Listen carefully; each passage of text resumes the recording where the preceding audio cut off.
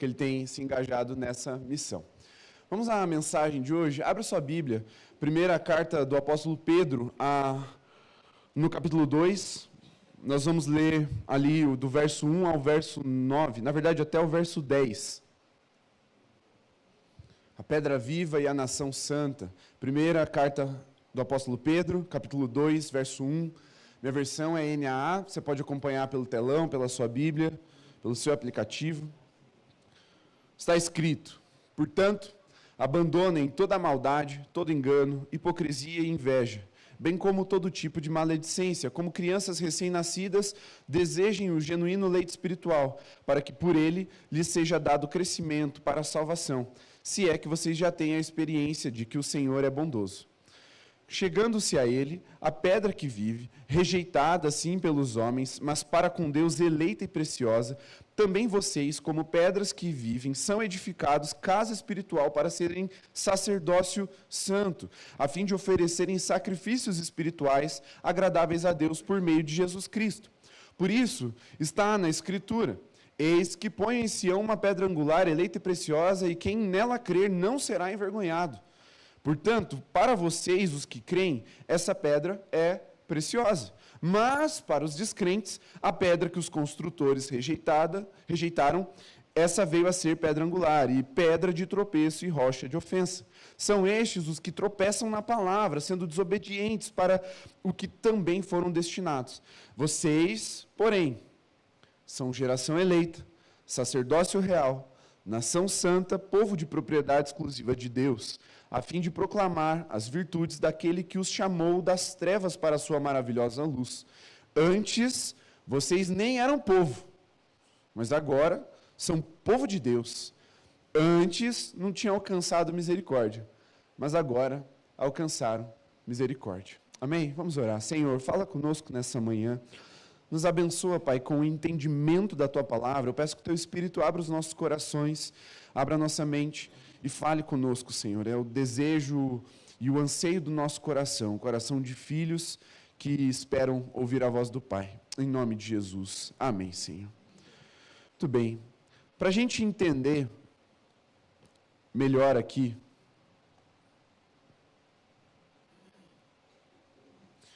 essa passagem, eu quero fazer um paralelo que está escrito lá em Êxodo, capítulo 19. No verso 5. Êxodo 19, verso 5. Preste bem atenção, porque ele é muito semelhante ao que a gente acabou de ler em Pedro. Agora, pois, se ouvirem atentamente a minha voz e guardarem a minha aliança, vocês serão a minha propriedade peculiar dentre todos os povos, porque toda a terra é minha. E vocês serão para mim um reino de sacerdotes e uma nação santa. São estas as palavras que você falará aos filhos de Israel. Isso aqui é Deus falando com Moisés acerca do seu desejo para a nação de Israel. E para nós abrirmos essa mensagem, que é o título O Sacerdócio Universal de Todo Crente, eu preciso te dar um pouco de contexto histórico e montar uma linha cronológica de alguns fatos, de algumas determinações do Senhor ao longo da história da revelação, porque ela não começa na igreja, ela começa com o povo de Israel.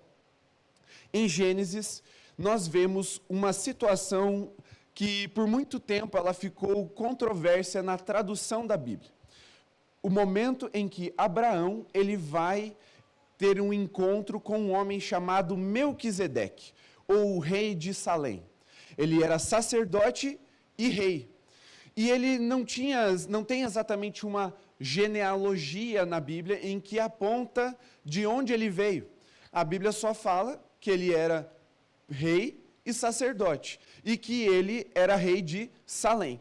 Tirando isso, não temos muitas outras informações. E nesse encontro, há uma ação, ou melhor, uma reação de Abraão em ofertar, ou melhor, dizimar para esse rei chamado Melquisedeque.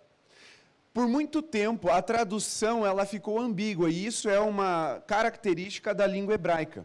Ela não tem, em alguns momentos, uma clareza quando vai ser traduzido para o português. Então, ficou meio numa polêmica, numa discussão. Inclusive, eu já vi perguntarem em concílios quem que deu dízimo para quem. Então, algumas pessoas interpretavam que, na verdade, quem deu dízimo foi o Melquisedeque para Abraão, porque Abraão era o homem da aliança com Deus, o pai da fé.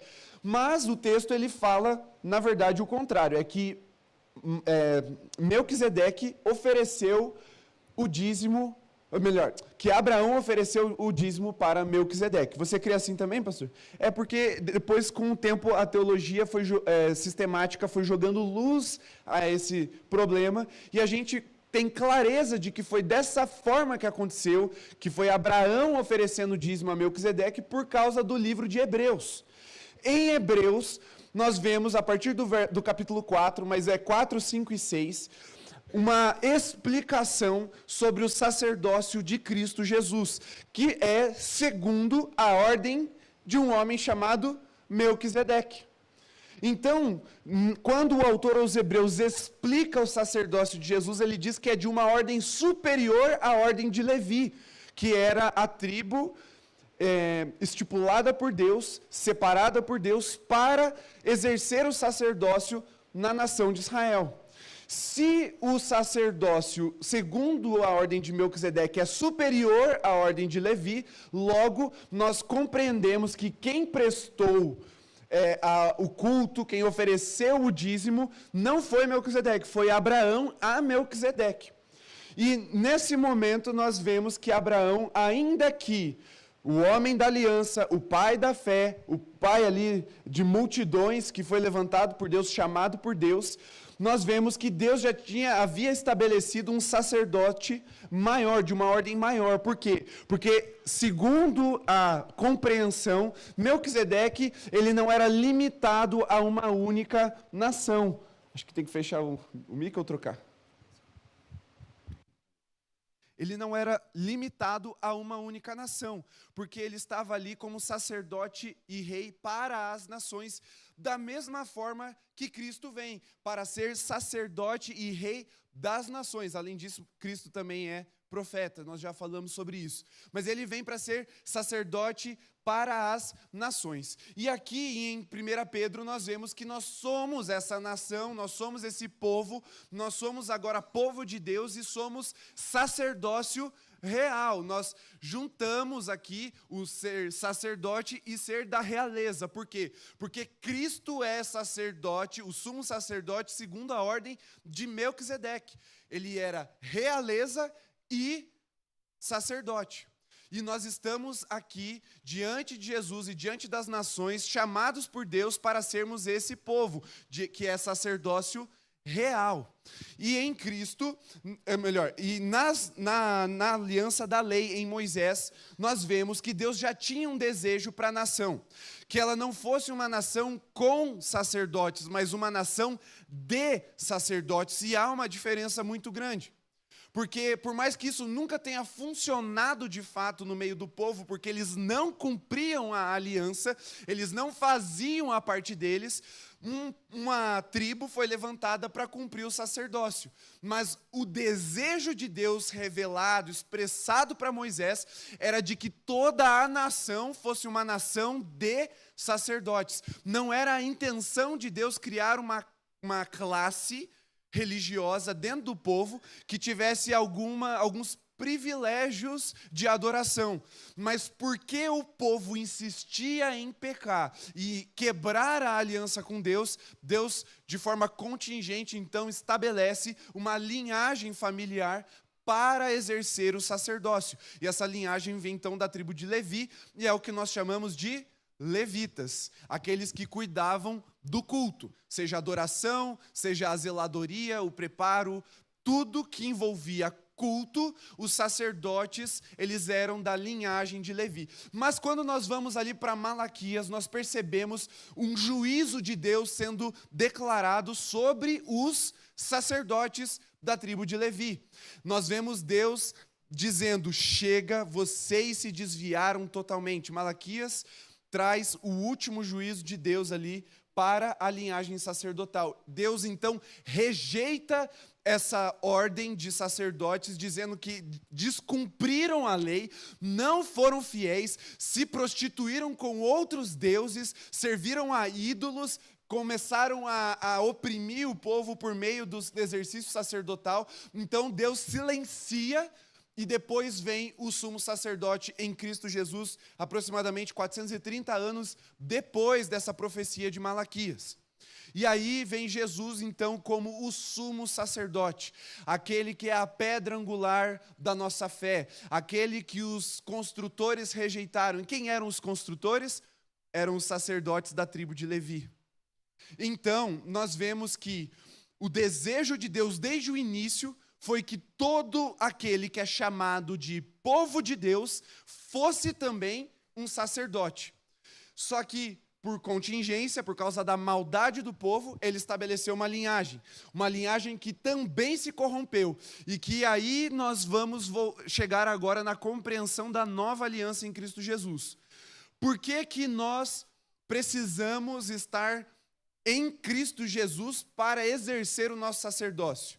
Porque sacerdócio tem a ver com aliança, e de todas as formas nós quebramos a nossa aliança com Deus, e o povo de Israel é só uma figura para nós nesse momento, nessa interpretação, é só uma figura do que nós também somos, infiéis, nós somos pecadores, nós quebramos e somos insuficientes para zelar por essa aliança. Então vem Cristo Jesus numa ordem superior à ordem levítica, porque Jesus não é da linhagem de Levi, Jesus é da linhagem de...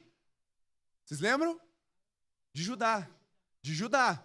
É outra linhagem. Mas como ele é da ordem de Melquisedeque, ele vem como sumo sacerdote perfeito, sem pecado, cumpre a nossa parte da aliança, que nós não conseguimos cumprir, a nossa parte da aliança de viver sem pecado, e aí ele então se torna o sumo sacerdote. E em Cristo Jesus, na aliança com Cristo Jesus, somos chamados a sermos agora, sim, uma nação de sacerdotes, e não uma nação com sacerdotes. Antes, a gente não era nem povo, a gente era como ovelhas desgarradas que não têm pastor, não tínhamos identidade, estávamos condenados, mas fomos transportados do império das trevas para a sua maravilhosa luz, fomos chamados filhos de Deus, temos então a missão de exercer em Cristo Jesus o sacerdócio universal de todo aquele que crê em Cristo. E isso é muito importante para nós, porque agora eu quero avançar um pouco mais na história. Porque essa compreensão, ela foi muito nítida no primeiro século. Todo crente exercia sacerdócio, todo crente. Homem, mulher, crianças, velhos, pastores, diáconos, não pastores, missionários, todo mundo tinha essa compreensão.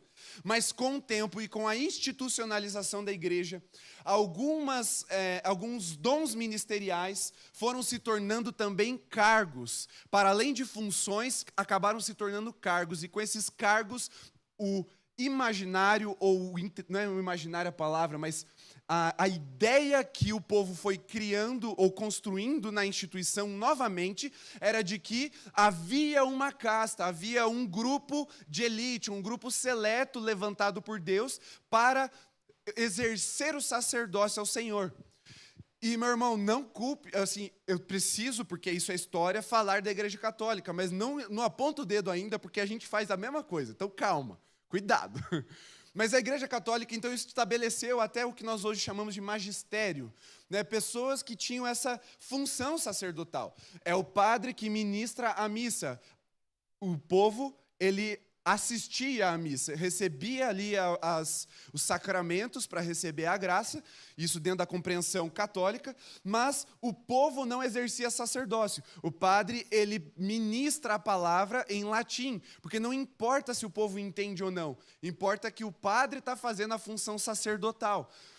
E isso não é exclusivo da Igreja Católica. Mas no início, na Reforma Protestante, um dos pontos confrontados e pontos maiores de ruptura foi a quebra dessa compreensão de que existiam alguns homens escolhidos por Deus para exercer sacerdócio diante de Jesus, e os demais não.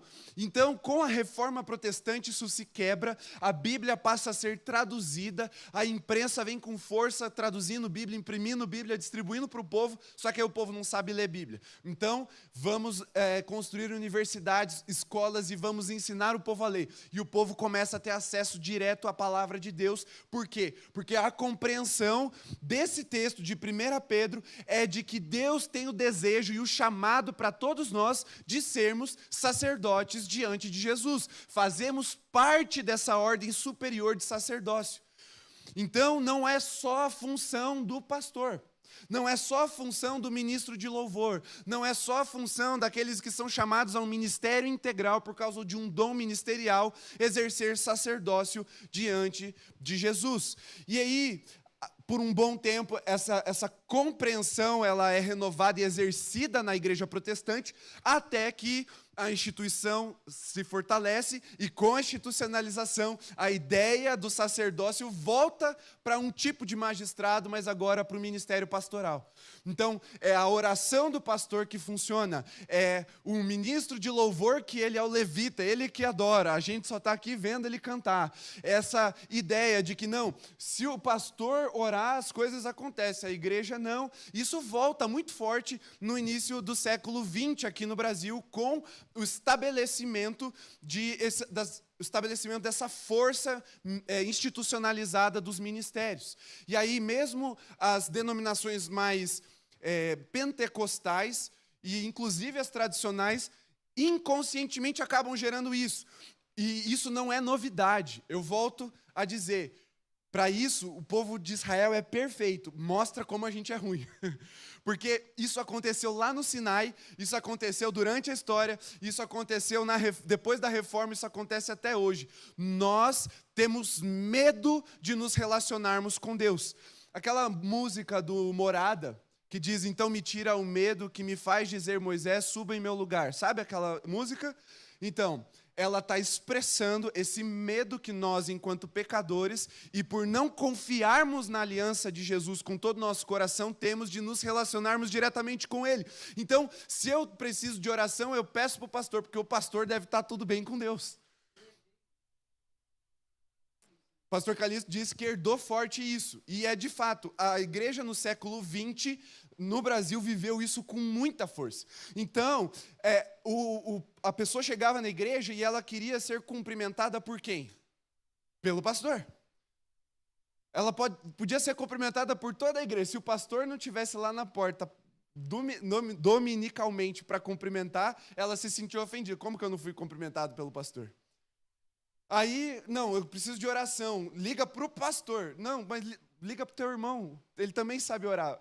Ora você também. Não, mas é a oração do pastor. Expulsar demônio, meu Deus do céu. Esse é quase um ofício pastoral, né?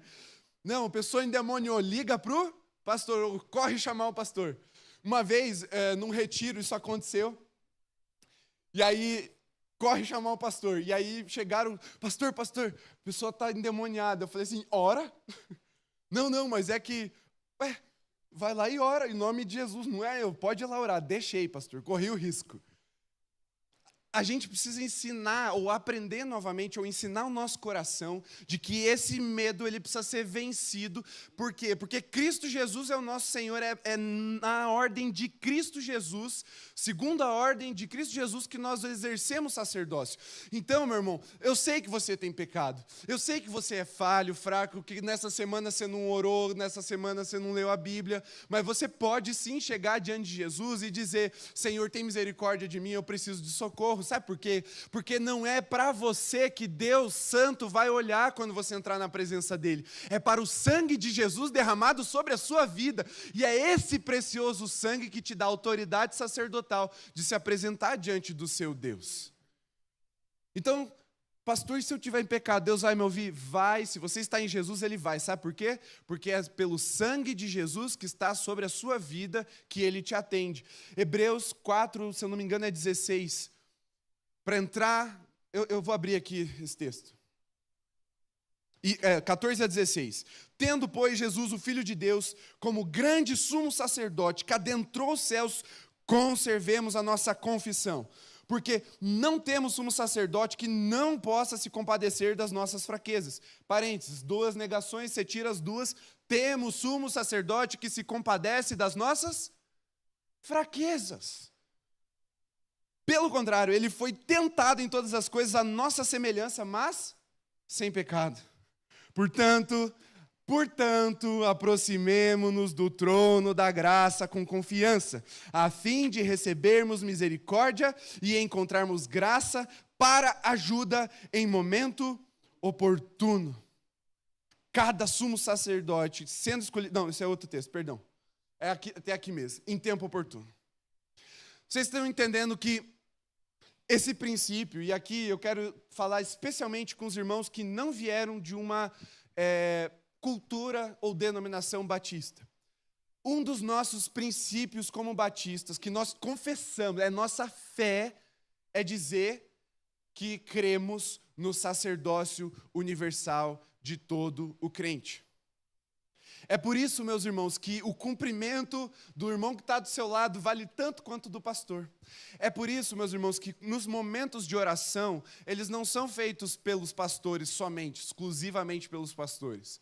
E muitas vezes, quando nós fazemos um momento de oração, é intencional. Eu quero que você compreenda nosso modelo de culto ou nossa cultura de culto.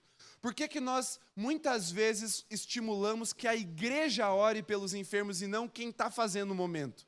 Porque nós cremos no sacerdócio universal de todo crente. Não é a oração no microfone que faz diferença, é a oração dos santos, de quem crê em Jesus.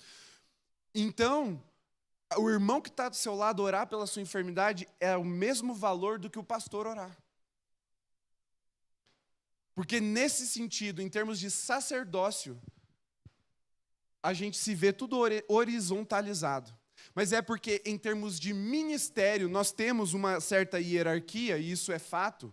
Nossa organização, ela é hierárquica, não tem como não ser, mas ainda que exista alguma hierarquia ministerial em termos sacerdotais, nós estamos iguais. Você compreende isso? Amém? Você crê que Jesus te chamou para ser povo de Deus, nação eleita, sacerdócio real? Então você pode exercer a função sacerdotal em Cristo Jesus. E qual é o melhor lugar de todos para você exercer o sacerdócio universal de todo crente? É na célula, irmão. É em casa e na célula. Mas a célula é em casa, então está empatado. Vamos à nossa identidade, então. Agora eu vou um pouquinho mais organizado para você entender. Primeiro foi só um apanhado de introdução. Vocês entenderam qual é o nosso histórico em relação a sacerdócio? E como nós precisamos revisitar isso? Porque é do nosso instinto pecador fugir da presença de Deus e pedir para alguém ir no nosso lugar. O povo falou para Arão, para Moisés, seja o nosso Deus, e Arão seja o nosso comunicador, e você vai diante de Deus, porque a gente não quer ir direto até Deus. E Deus chamando esse povo para ir direto até Ele. Vocês lembram disso? Isso é do nosso coração. Então, quando você estiver mal, não é que o pastor não quer trabalhar, eu quero, meu irmão, pode me ligar também. Mas lembre que se eu não conseguir te atender, o teu irmão também pode te atender do mesmo jeito. Ele pode orar por você do mesmo jeito. Ele pode te auxiliar, te suportar do mesmo jeito. Mas vamos à nossa identidade. 1 Pedro 2,9. Ele nos escolheu como geração eleita. Ele nos escolheu, então, essa função sacerdotal, ela não nasce do cargo, essa dignidade sacerdotal não nasce do cargo que nós ocupamos. Irmão, se você... Tem até um meme que eu já citei uma vez, é muito engraçado, um menininho, ele fala assim num vídeo, irmãos, antes eu era só o irmão da igreja, agora eu sou baterista. Ele tinha uns 7, 8 anos de idade, o menino toca muito.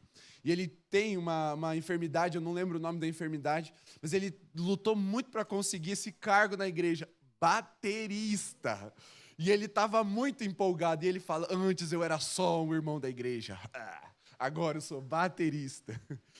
Meu irmão, a nossa dignidade não vem do cargo que a nossa dignidade sacerdotal não vem do cargo que nós exercemos, mas vem da graça de Cristo Jesus sobre as nossas vidas.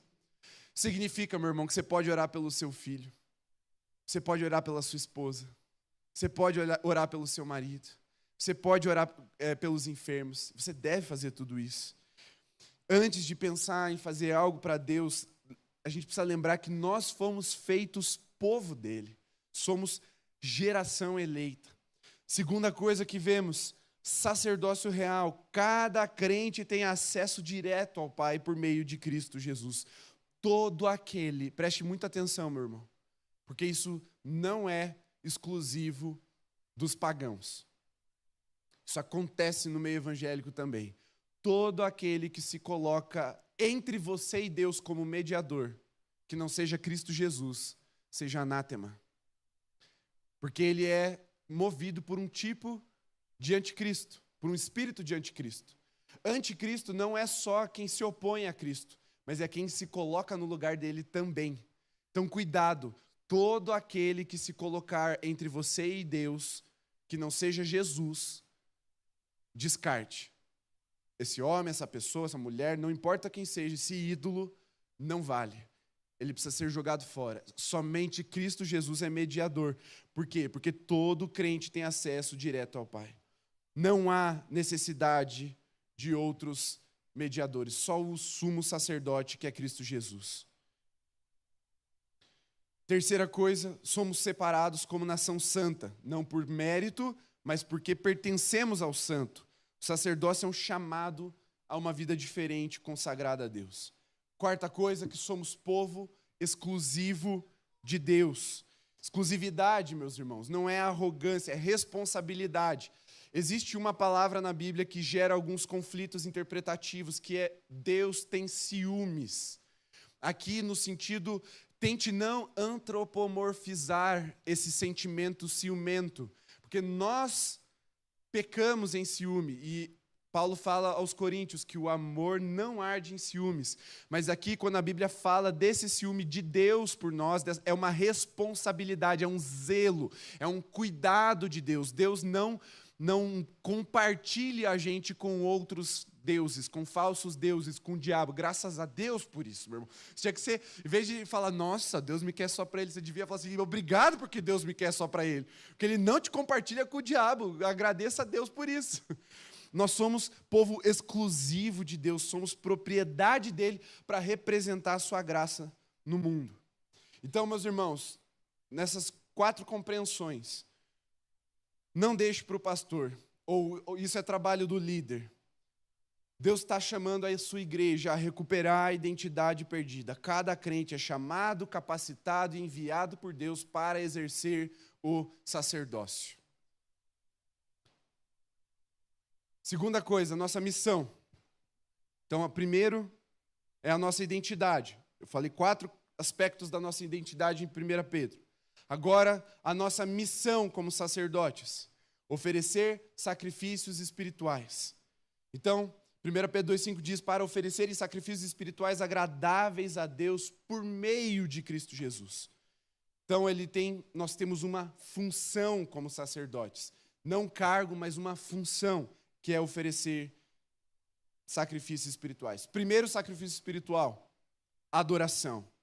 Louvor, gratidão, reverência, uma vida como altar, segundo Hebreus 13:15. A adoração não é terceirizada ao ministro de louvor, ela é responsabilidade de todo o povo.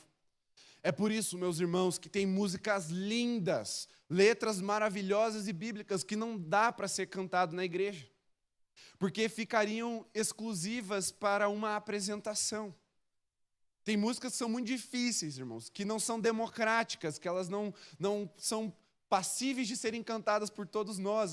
Você sabe que eu estou falando com você, que não canta nada igual eu, que sua voz é rouca, que você não alcança as notas, que você nem sabe o que é nota, você achava que nota era o que a professora te dava na sua prova. Mas, ainda que você não tenha habilidades musicais, você tem responsabilidade de oferecer adoração ao Senhor. Não é função da equipe. Eles não são os levitas que adoram ao Senhor. Nós todos somos sacerdotes que adoram ao Senhor com as canções que representam a nossa adoração. Por isso você tem que cantar. É por isso que às vezes o ministro, E o Fayad tem feito isso muito bem. Ele para a banda para que a igreja se ouça. Irmãos, melhor momento não é o do solo, não é quando o som está lá no alto e está todo mundo aqui na frente afinadinho. É quando a igreja está cantando ainda que desafinada. Porque a gente vê a diversidade. Como a Melina falou, a Genilda falou, o pastor Calixto citou. A gente percebe a diversidade na adoração. Porque um está cantando afinado, o outro está cantando desafinado. A gente vê que um está cantando a música certa, o outro está cantando a música errada. Irmão, já ouvi irmão que fechou o olho e continuou cantando a música errada no meio do louvor. E ele estava lá. Mas Deus recebe como adoração, porque não é a habilidade, é a graça de Deus sobre nós, como povo de sacerdotes. Então não é responsabilidade terceirizada ao ministro. Não é especial estar aqui.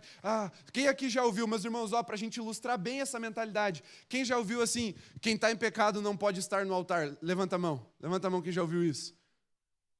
Irmão, vamos todo mundo descer e ficar em silêncio no culto, então. Isso acontecia na antiga aliança e o sacerdote precisava apresentar o sacrifício antes de entrar na presença de Deus, sim. Porque se ele entrasse em pecado, ele era morto, ele era fulminado pela glória de Deus, que é santa.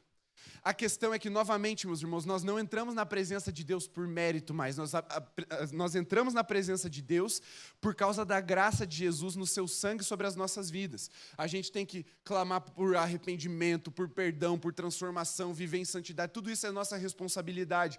Mas se o pecado não nos impedir de entrar na presença de Deus, quem é que vai nos purificar? Se é a presença de Deus que nos purifica, se é o sangue de Jesus que nos purifica. Então, por causa de Jesus, meus irmãos, nós oferecemos sim adoração, ainda que estejamos em débito com Deus. Mas o sangue de Jesus vem sobre nós na nossa atitude de adoração. É no sacrifício que Jesus redime os nossos pecados. Assim como era na antiga aliança, no sacrifício que os pecados eram lavados. É na ação de entrar na presença de Deus que os nossos pecados são lavados, que o nosso coração é tocado, que a nossa vida é transformada. Então você não precisa deixar de cantar se você pecou, você precisa voltar para a presença de Deus e pedir perdão. E se arrepender e se acertar com Jesus. Eu não vou na igreja hoje porque eu acabei de pecar. Irmão, é para cá que você tem que correr, você tem que chegar adiantado. E começar a cantar antes de todo mundo, e seja olhar e começar a chorar, falar, Senhor, eu quero aqui na comunhão dos santos, na adoração da comunidade, ser transformado, ser tocado. Porque isso não é por mérito, isso é por graça. Segunda coisa dentro da nossa missão, primeira, sacrifício de adoração, agora é sacrifício de intercessão. Veja, o sacerdote carrega o povo no coração. Quando eu vou explicar a função sacerdotal, eu sempre faço um paralelo antagônico com o profeta. O profeta, ele é o coração de Deus que se expressa para o povo por meio da voz, da profecia. O sacerdote é o inverso. É a mesma coisa no sinal contrário. Ele é o coração do povo que se expressa diante de Deus. Então ele leva a intercessão diante de Deus. Ele fala, Deus, o povo está com fome, o povo está perdido, o povo está oprimido, por favor, tem misericórdia e liberta, supre e restaura a gente. Essa é a função do sacerdote. E todo crente tem a missão de oferecer sacrifícios de intercessão. Cada crente, cada um de nós é convidado a orar pelo enfermo, pelo perdido, pelo aflito, pelos motivos de oração da igreja. E intercessor, meu irmão, não é quem usa o coletinho com a escrita intercessão nas costas. Intercessão é um chamado ministerial, sim, mas também é uma função sacerdotal de todo crente em Jesus. Não é dom só de alguns, é o dever de todos nós. É por isso que a gente sempre vai insistir para que a igreja ore, e ore mais. O terceiro sacrifício dentro da nossa missão é o de serviço. O sacerdócio, ele se manifesta lavando os pés e não buscando cargos de autoridade ou lugares de influência. Ministérios da igreja, que é ensino, misericórdia, administração, evangelismo, eles são para o povo inteiro. Não é para uma casta, não é para uma elite. Sacrifícios de serviço devem ser oferecidos por todo crente em Jesus. E o quarto sacrifício dentro da nossa missão é o de testemunho. proclamar as virtudes daquele que nos chamou. Esse é o aroma do sacerdócio, é o que está escrito sobre o nosso sacerdócio. Testemunho não é um evento, é um modo de existir. Testemunhar, irmão, não é pegar o microfone e contar para a igreja da onde que você veio, como sua vida era ruim nas mãos de Satanás.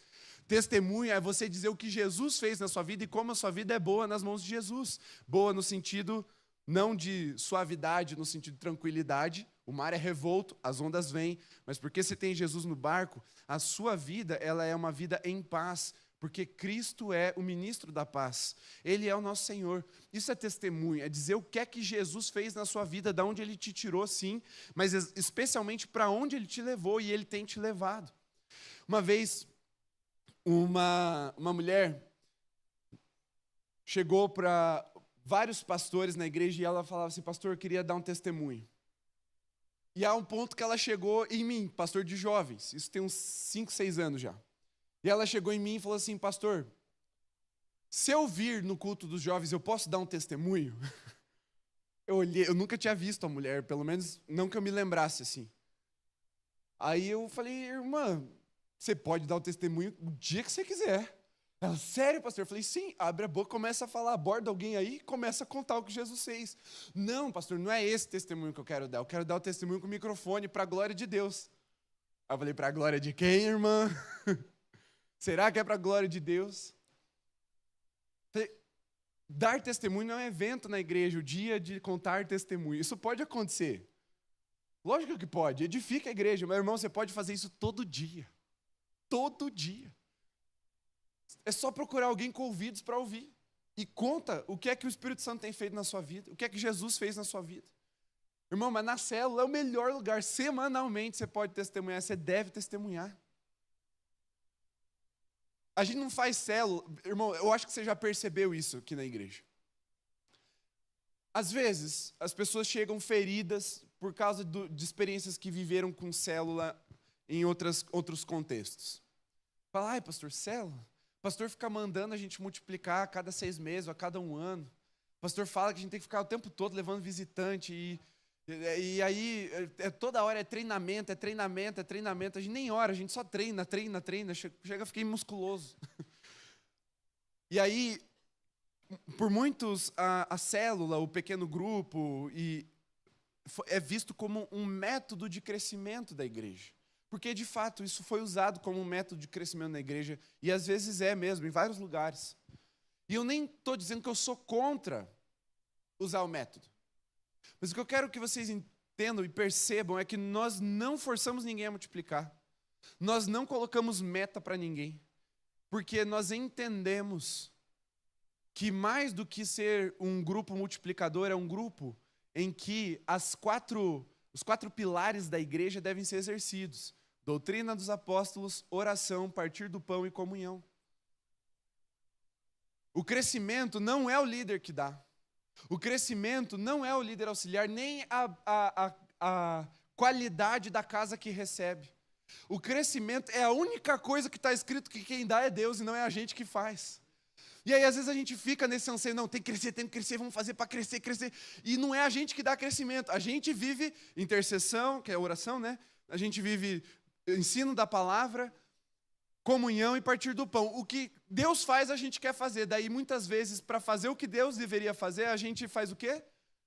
Abandona a nossa parte. A gente para de orar, para de ler a Bíblia, estudar a Bíblia. A gente para de viver a comunhão. Que a gente tem que treinar, vamos fazer método. Eu entendo você que chegou ferido. Mas, meu irmão, nós não temos feito isso intencionalmente. Porque nós entendemos que Deus dá o crescimento. Ele vai dar o crescimento, meu irmão. A gente quer crescer sim, ninguém está negando isso.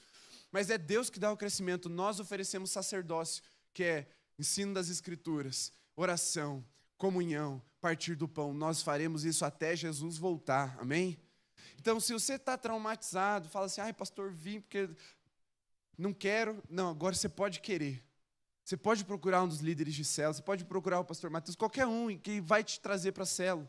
Porque é onde você exerce essas coisas como sacerdote universal de Cristo Jesus, segundo a ordem de Cristo Jesus, que é superior a qualquer hierarquia, que é superior a qualquer qualidade, mérito que a gente consiga estabelecer para nós mesmos.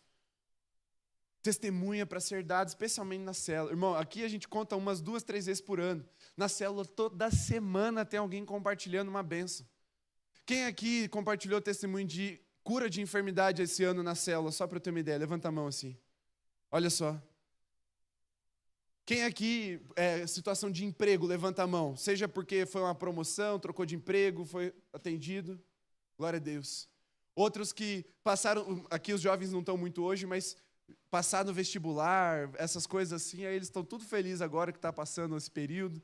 Entraram na faculdade, passaram de semestre, né, Bia? Glória a Deus, fechou o semestre. Você vai compartilhando, você vai testemunhando o que Deus tem feito. Esse sacrifício de testemunho é o 4º sacrifício da nossa missão. O último ponto é o perigo da passividade espiritual. Apocalipse 1:6. Ele nos fez reino e sacerdotes para Deus. E aí eu quero que você preste bastante atenção agora, meu irmão. Porque esse perigo todos nós corremos. Todos nós aqui corremos esse risco. Quando esquecemos nossa identidade espiritual, que foi o primeiro ponto, não exercemos a nossa missão, que foi o segundo ponto, aí vem agora o perigo da passividade espiritual. Quais são os perigos quando esquecemos nossa identidade sacerdotal? Criamos uma igreja dependente de poucos. Líderes ficam sobrecarregados. O povo fica subnutrido espiritualmente e a missão fica limitada. Irmão, alguém um dia vai fazer essa pergunta para você: qual é a sua dor? O pastor Calixto já fez isso aqui algumas vezes. Eu não sei se você estava, mas ele já perguntou: qual é a sua dor? Qual é aquele povo que você parece que tem um carinho, que Deus te faz orar por ele, ou pelo menos você tem uma curiosidade, você tem uma intenção com aquele povo, ou uma situação, como por exemplo foi o caso da Carol e do Enoque, que foram ali levar Jesus às meninas em situação de prostituição. Aí você vê e fala assim: ai, pastor, tinha que ter gente falando de Jesus para as meninas em situação de prostituição. Aí eu vou fazer assim: essa é a tua dor, minha irmã? Deus te abençoe. Vai em nome do Pai, do Filho e do Espírito Santo, amém. Vai, eu te ordenei missionário a esse povo. Porque quando a função fica exclusiva de uma liderança ou de um pastorado, a missão fica limitada. A gente não vai alcançar todo mundo, irmão. Não vai. Eu não consigo alcançar os muçulmanos como o pastor Calixto alcança. Mas graças a Deus tem o pastor Calixto, porque aí ele alcança os muçulmanos. Se ele vier, pastor Jefferson, estou com os muçulmanos, eu vou fazer assim, em nome do Pai, do Filho e do Espírito Santo, Deus te abençoe. A missão é de todos nós. Qual é a sua dor? O que é que você olha para a igreja e fala assim: está faltando? Não tem. Irmão, é porque Deus está te chamando para fazer isso. Não é para o pastor fazer, é para você fazer isso na igreja. Qual é a sua dor? Ai, pastor, está faltando músico na igreja, então vai estudar um instrumento. Vai aprender a cantar. Ah, pastor, olha só, está faltando um toldo para os carros ficarem na sombra. Compra um toldo e me manda instalar aqui na igreja. Uma vez a Camila, minha esposa, chegou assim para o presidente do comitê financeiro e falou: eu queria uma aprovação aí para a gente colocar redes ali nas árvores do jardim. Aí o presidente olhou para ela e falou assim: está autorizado, pode comprar e pôr. Essa é a sua dor? Então vai lá e faz. Porque não é função do pastor, mas quando a gente esquece da nossa identidade sacerdotal, os líderes ficam sobrecarregados e dependendo de poucas pessoas. O outro perigo é que a gente preste muita atenção, irmãos do céu, Deus tem misericórdia de nós. A gente transforma ministério em privilégio e não em serviço. É onde surgem celebridades espirituais e o sacerdócio universal se apaga. Onde a gente começa a achar que não, aquele ali o culto é bom. Ali a coisa anda. Não, quando é aquele dirigente de louvor, daí, eu ligo o ventilador aqui, e vou adorando, entro no espírito e vou. Irmão, ministério não é privilégio, é serviço. E o terceiro perigo é a gente perde o vigor. Preste bem atenção, meus irmãos. A gente perde o vigor da vida comunitária. Uma igreja onde cada crente serve, floresce. Uma igreja onde poucos servem, adoece. Quando nós não nos compreendemos ou perdemos a nossa identidade sacerdotal, a gente pensa assim, nossa, hoje o culto foi ruim, vou reclamar com o pastor. Irmão, se o culto foi ruim, é você que está devendo para Deus. Eu também estou, porque eu também sou sacerdote igual você e também presto culto e preciso... Mas assim, antes de reclamar se o culto foi bom ou ruim, lembre que você faz parte dos sacerdotes que prestam esse culto. Você não é um consumidor. Você não veio aqui como um sommelier de pregação, um sommelier de música, um sommelier de oração. Você não veio aqui ouvir oração, você veio orar. Você não veio aqui ouvir louvor, você veio cantar. Você não veio aqui ouvir pregação, você veio ser ministrado pela palavra de Deus. Pode ser que você não goste do que Deus fala. Às vezes eu não gosto também, irmão. Mas é Deus falando com você. E isso, meus irmãos, foi o que gritou muito alto no meu coração quando estava preparando o que nós chamamos de cultura da igreja. Outros vão chamar de valores. Dentro daqueles conceitos de missão, visão e valores, a gente chama de cultura. A gente tem uma compreensão um pouco mais ampla do que só valores. Valores são infinitos na palavra de Deus. Infinitos não, mas são muitos. Difícil resumir, mas a nossa cultura eclesiástica como igreja, um dos 6 pontos da nossa cultura eclesiástica é que somos provedores, não parasitas, não consumidores. Nós não estamos aqui para consumir o culto, nós estamos aqui para ver o que me agrada mais, é o que agrada mais ao Senhor, que eu posso fazer. É essa mentalidade que a gente quer desenvolver como igreja. Sabe, é olhar e falar assim, nossa, está faltando, então eu vou prover, eu vou ser a resposta para essa dor, para essa necessidade. Então, meu irmão, o dia que você pensar em reclamar, pode ser Deus falando, é essa a tua dor, irmão? Meu filho, né? Deus falando, meu filho, minha filha. É essa a tua dor? É isso que está faltando? Acho que é você que vai se levantar, então. É você que eu vou levantar. Porque você também é responsável. Você também vai apresentar-se como igreja diante de Jesus. Você é responsável. E aqui, meu irmão, tem um parênteses que eu quero fazer, que eu vou mexer um pouquinho com o conhecimento popular da igreja brasileira. Licença, pastor, talvez eu fira algumas coisas que você ouviu muito. Então, e como eu, talvez você já tenha falado também. Quem aqui já ouviu que o marido é o sacerdote do lar? Levanta a mão. Irmão, não existe um lugar na Bíblia que diz que o marido é o sacerdote do lar. A Bíblia diz que todos somos sacerdotes diante de Deus. O que é o marido no lar? Está escrito. Ele é o líder. Mas ele não é o sacerdote. O sacerdote não é líder. O sacerdote não é líder. O sacerdote é ministro diante de Deus. O filho é sacerdote no lar. A mulher é sacerdote no lar. O marido é sacerdote no lar.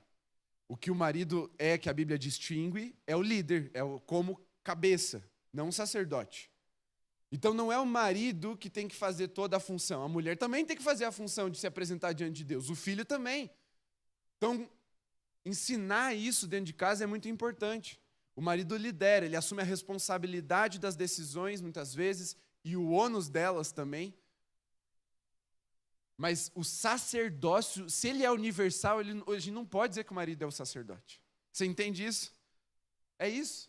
Só que, às vezes, porque você vê como a nossa mentalidade está trabalhada no erro. A gente associa, o sacerdote é quem? É o pastor é o líder. Então, se o marido é o líder, então ele é o sacerdote. Está vendo que é uma associação falaciosa? É uma questão de conceito, errado que a gente associa uma coisa a outra. Mas, meu irmão, o homem não é o sacerdote do lar, ele é sacerdote de Cristo.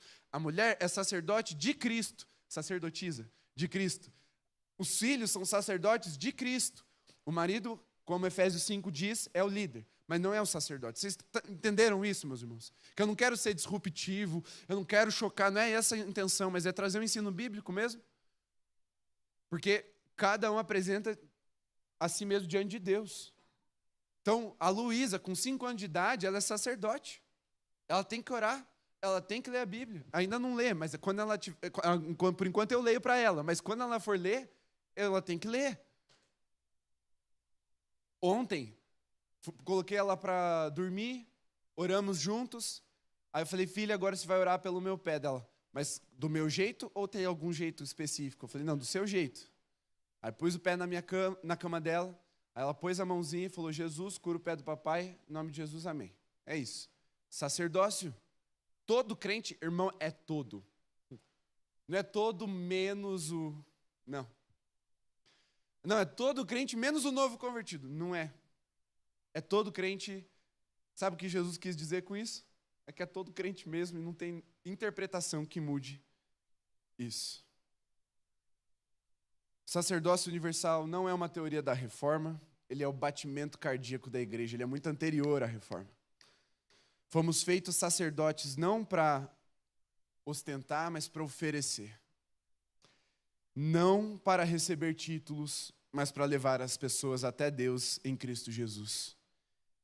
Que cada um de nós, ao acordar, a gente se lembre que hoje eu visto o meu manto sacerdotal, o manto do serviço, da intercessão e do testemunho. É por isso que a gente te convida para ir na cela. Porque talvez dentro da nossa ordem de culto você não tenha espaço para ter algo de destaque. Você vai ser só uma voz na multidão. Você vai ser só alguém... Como eu posso expressar isso? Talvez você seja só o irmão da igreja, como disse o menininho do meme. Mas, meu irmão, na célula, as pessoas sabem seu nome. Elas sentem sua falta. Elas sabem a sua história. Elas compartilham o fardo da sua luta. E você oferece ajuda e recebe ajuda. Porque o sacerdócio, ele é horizontal. Ele não é piramidal. Eu tenho um amigo teólogo e ele, muito bom, e ele diz assim, cuidado de tudo que vem do Egito. Inclusive as pirâmides. É golpe, irmão. Cuidado. Cuidado. Porque por mais que a pirâmide seja ainda o sólido espacial mais resistente, mais estável da geometria, Cristo trouxe a cruz para nós e não a pirâmide. É Ele e nós. Todos nós somos sacerdotes de Jesus, amém? Pode ficar em pé.